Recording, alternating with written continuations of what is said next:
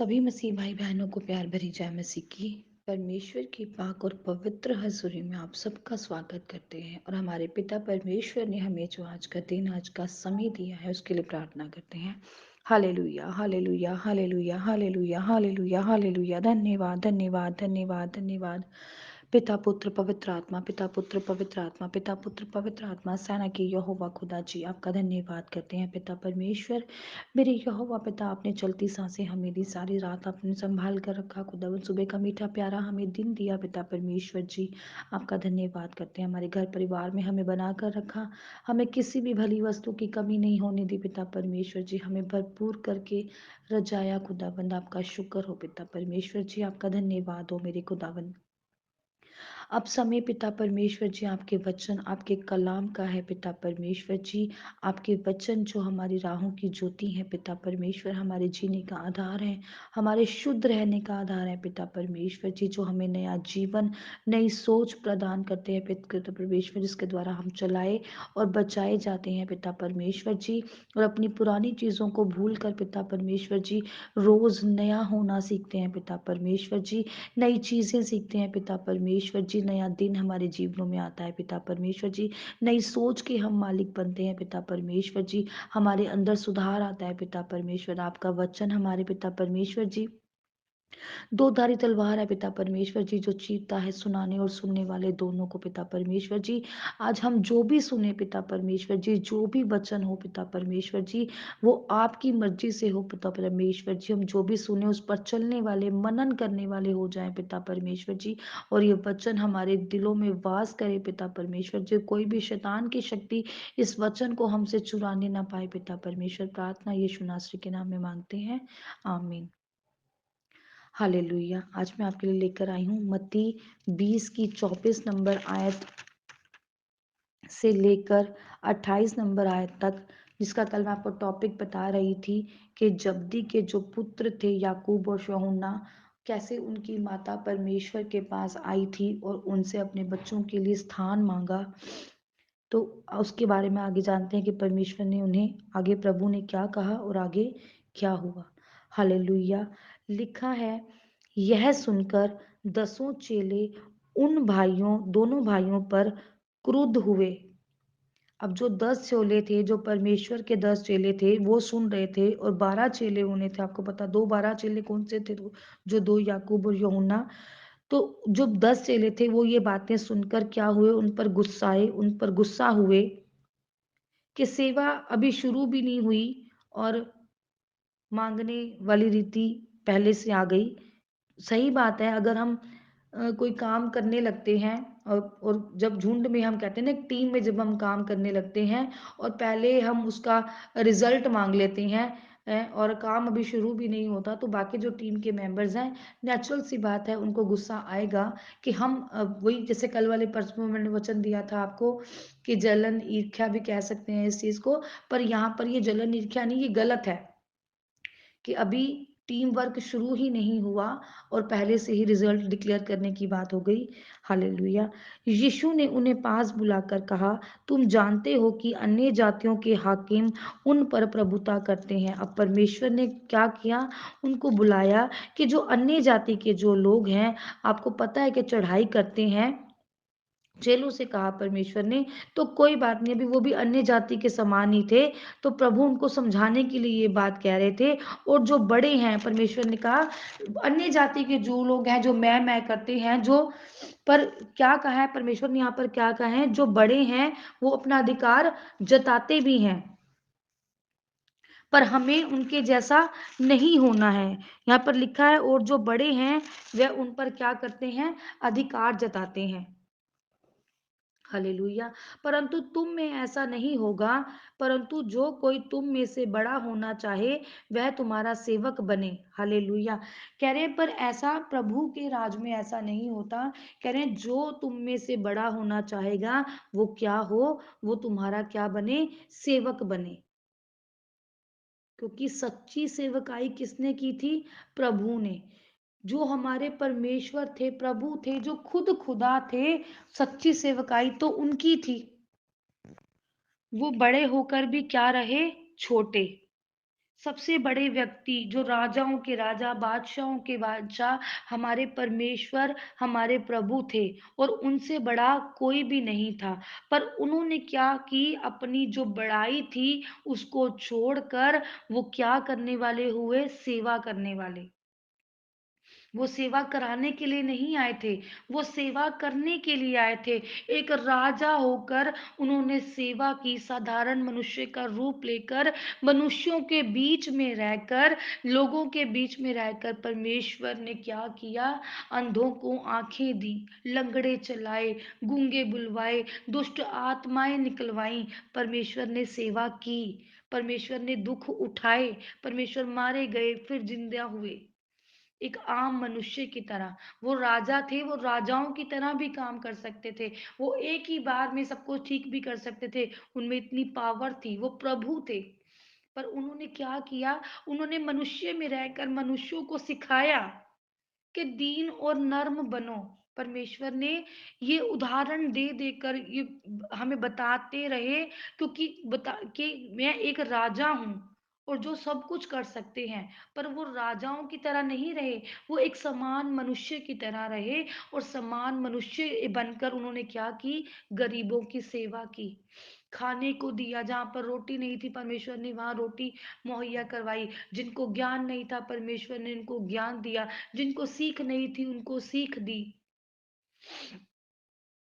ऐसे परमेश्वर ने काम किए। सेवा, प्रभु ने बड़े होकर सेवा नहीं करवाई अपनी, परमेश्वर ने मनुष्य के रूप में आकर सेवा की। ऐसा परमेश्वर यहाँ पर उनको समझाना चाह रहे हैं, उनको बताना चाह रहे हैं कि परंतु तुम में से जो ऐसा होगा, वो, परंतु जो कोई तुम में बड़ा होना चाहेगा, वह तुम्हारा क्या बने? सेवक बने।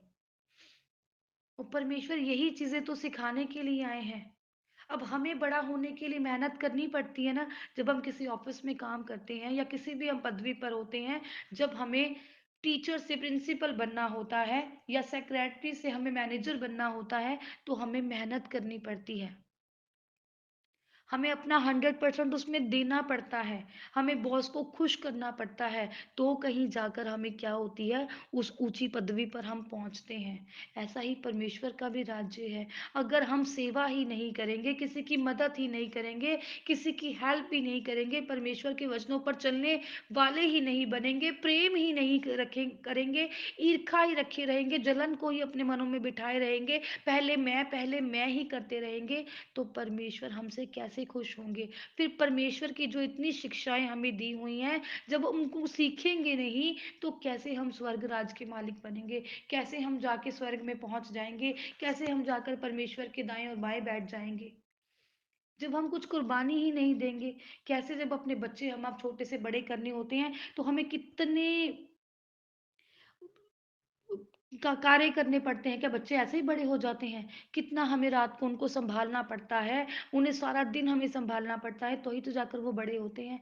ऐसे ही परमेश्वर का राज है। जब तक हम मेहनत ही नहीं करेंगे, हम सेवा ही नहीं करेंगे, हम कार्य ही नहीं करेंगे, तो हम कैसे आगे बढ़ेंगे? अगर हम कहें कि हम बिना चर्च जाएं और ऑनलाइन देखते रहें, तो जो चर्च जो दूर से आकर बैठे हुए हैं, परमेश्वर पहले उनकी सुनेगा या पहले जो टीवी पर बैठकर देख रहे हैं उनकी सुनेगा?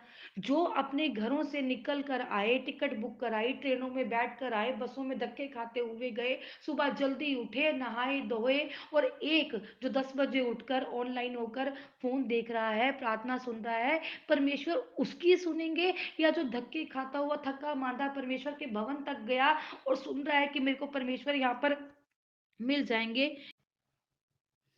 सोचने वाली बात है। मेहनत करेंगे तो हमें मेहनत का फल मिलेगा, सेवा करेंगे तो हम भी किसी की सेवा अगर करेंगे, तो परमेश्वर भी हमें देखकर हमें फल देंगे। सच्ची जो मेहनत है ना, वो सेवा करने में ही है। किसी कभी गिरे हुए को उठाया नहीं, किसी से प्रेम नहीं किया, किसी की मदद नहीं की, हेल्प। कई लोग तो मैंने ऐसे देखे हैं कि किसी की चीज गिरी भी हो ना, तो बाइक के सामने से निकल जाते हैं, पर उठाकर देने की हिम्मत नहीं रखते हैं। हम तो किसी की इतनी सी मदद नहीं करते हैं, और बातें हमारी बड़ी बड़ी मांगते हम परमेश्वर से बड़ा बड़ा है। पहले खुद तो नीचा हो, खुद तो किसी की सेवा करो। जब तक हम किसी को कुछ नहीं देंगे, हमें कौन कुछ देगा? हम माँगने की ताकत तो रखते हैं, पर किसी को देने की हिम्मत नहीं रखते हैं। पहले हमें मनुष्य के रूप में आकर मनुष्य जैसा बनना पड़ेगा, खुद को परमेश्वर के अधीन करना पड़ेगा, हमें भी किसी की सेवा करनी पड़ेगी, हमें भी किसी से प्यार करना पड़ेगा, तभी हम किसी लायक होंगे। हालेलुया। जैसा कि मनुष्य का पुत्र वह इसलिए नहीं आया कि उसकी सेवा टहल की जाए, परंतु इसलिए आया कि आप सेवा टहल करें और बहुतों को छुड़ौती के लिए प्राण दें। किसी की छुड़ौती का कारण तो बनो, किसी को बचाओ तो सही, किसी को जीवन तो दो। कोई जो मर रहा है उसको परमेश्वर की राह तो दिखाओ, उसके मार्गों पर लेकर तो चलो, उसकी शिक्षा तो दो, ताकि एक जीवन क्या हो, बचाया जाए। किसी को छुड़ाने का, पापों से छुड़ाने का, किसी को बुराई से हटाने का, किसी को पीछे मुड़कर आगे ले चलने का कारण तो बनो। तभी तो स्वर्ग राज के हम अधिकारी कहलाएंगे। प्रेम हमने किया नहीं, भलाई किसी की नहीं, दीनता हमने रखी नहीं, और हम बातें करते हैं स्वर्ग राज की। कहते हैं ना, लेने वाले नहीं किसी को देने वाले बनो। यकीन मानो, मैं परमेश्वर से यही मांगती हूँ, परमेश्वर मुझे देने वाला बना, लेने वाला नहीं। मेरा हाथ ऐसे नहीं, मांगने वाला नहीं, बल्कि देने वाला हो, कि मैं किसी को कुछ ना कुछ दे सकूं। मुझे इस लायक, इस योग्य कर पिता परमेश्वर। मेरे दिल को इतना बड़ा बना कि मैं भी सेवा कर सकूं। हम घर बैठकर रजाइयों में टीवी देखकर या फोन पर से बंदगी देखकर सेवा नहीं करते हैं। सेवा करने के लिए अगर कोई राह में खड़ा है तो हमें बिठाकर उसको चर्च भवन तक छोड़ना चाहिए। कोई बीमार है तो हमें रास्ता दिखाना चाहिए, उसको लेकर जाना चाहिए। ये हमारी सेवा है। प्रेम करना, दीन होना, ये हमारी सेवाएं हैं। अपने आप को नीचा करना, ये भी एक सेवा है। पहले आप करना, ये भी एक सेवा है। हमारी बातें, हमारा जीवन, हमारा रहन सहन अगर हम बदल देते हैं तो ये भी एक सेवा है। प्रभु के कहने के अनुसार चलते हैं तो ये भी एक सेवा है। सेवा करने तो लगो।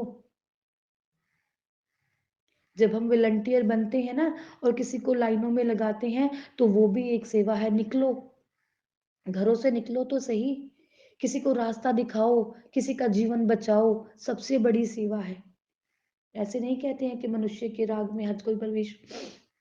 मनुष्य जो है वो मनुष्य वाले कार्य करे, फिर वो राजा खुद ब खुद परमेश्वर उसे बना देगा।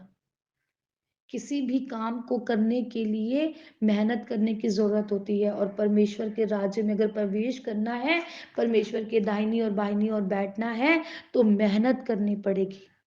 हालेलुया। सर्वशक्तिमान सेना के यहोवा खुदा, प्रार्थना करते हैं पिता परमेश्वर जी, आप धन्य हैं। धन्य है आपके वचन पिता परमेश्वर। धन्य है आपका कलाम पिता परमेश्वर, जो हम सुनने दे और सुनाते हैं पिता परमेश्वर, जिसके द्वारा हम चलाए और बचाए जाते हैं। पिता परमेश्वर, आपके वचन वाकई ही हमारे राहों की ज्योति, हमारे जीने का आधार है। पिता परमेश्वर, आपके वचन हमें बहुत कुछ सिखा जाते हैं।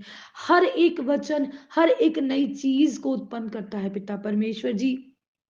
हर बार हर जो हम वचन पढ़ते हैं पिता परमेश्वर जी, वो एक नई उम्मीद जगा जाता है पिता परमेश्वर जी, हमें नया होना सिखा देता है पिता परमेश्वर। आपके वचन पिता परमेश्वर सच में पिता परमेश्वर जी चीर देते हैं हृदय को पिता परमेश्वर जी, आंखों में आंसू ले आते हैं कि आप क्या थे खुदावंद और हम क्या है पिता परमेश्वर।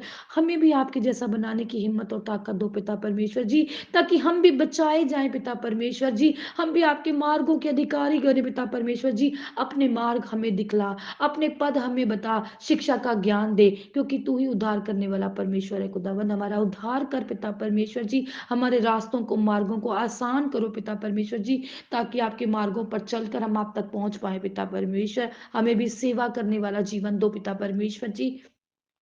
अपना पवित्र आत्मा हमें दो पिता परमेश्वर जी, ताकि हम चलाए और बचाए जाएँ। पिता परमेश्वर, आज जितने भी जन आपकी हज़ूरी में खुदावन, इन पर अपनी कृपा, अपनी दृष्टि बनाए रखो पिता परमेश्वर जी। आपने कहा है कि अंत के दिनों में मैं अपना आत्मा इन पर उड़ेलूँगा। आज आपका ये आत्मा इन पर जुम्बश करे, कार्य करे पिता परमेश्वर जी। इन्हें नया करे पिता परमेश्वर जी। आप में ये नया हो जाएँ पिता परमेश्वर जी, और मेहनत करने वाले, सेवा करने वाले हो जाएँ पिता परमेश्वर, जिसके द्वारा इनका परिवार, इनका घराना, इनकी नौकरियाँ पिता परमेश्वर जी, इनके बच्चे पिता परमेश्वर जी बचाए जाएँ, और ये मैं करने वाले नहीं, पहले आप करने वाले बने पिता परमेश्वर। इन वचनों के आधार पर इनको ब्लेस करें, आशीषित करें, इनके कामों को पूरा करें। प्रार्थना यीशु नासरी के नाम में मांगते हैं।